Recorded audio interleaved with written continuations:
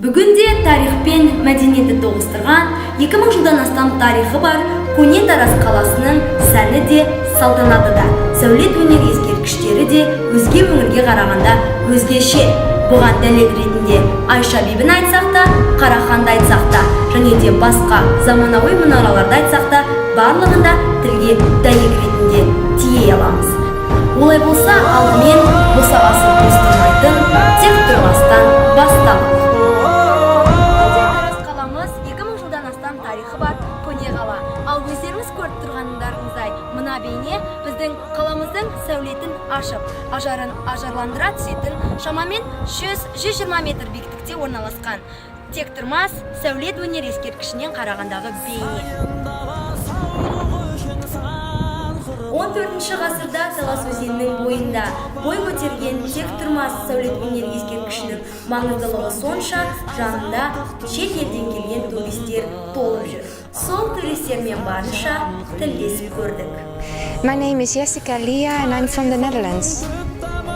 So it's my first time in Kazakhstan and I really love it. It's a beautiful country and Облысымыздағы екінші мәдени негізгі нысандардың бірі Қарахан кесенесі. Бүгінде бұл кесене Евразия мәдениетінің жүрегі.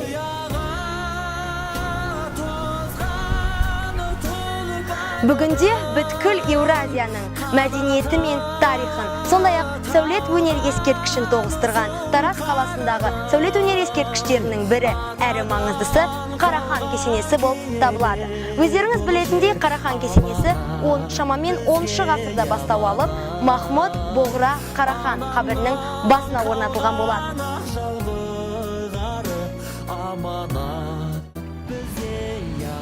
Егер зерделеп, саралап қарасаңыз, кесененің сәулеті мен салтанаты құрылысы мүлде ерекше. Бұл кесенені салуға 30 түрлі қою өрнек пен 30 түрлі кірпіш кетті дейді ғалымдар.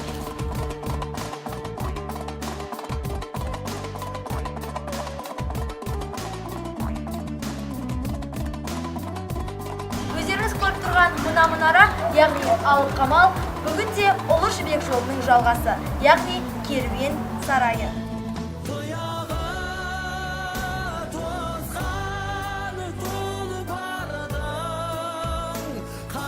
Бұл керуен сарайдың Төрткүл керуен сарайы деп аталса, жайдан жай емес дейдіміз. Себебі төрткүл дүниені өзіне қаратқан Ұлы Жібек жолының жалғасы бүгінде Қазақстандағы ең маңызды нысан болып табылады.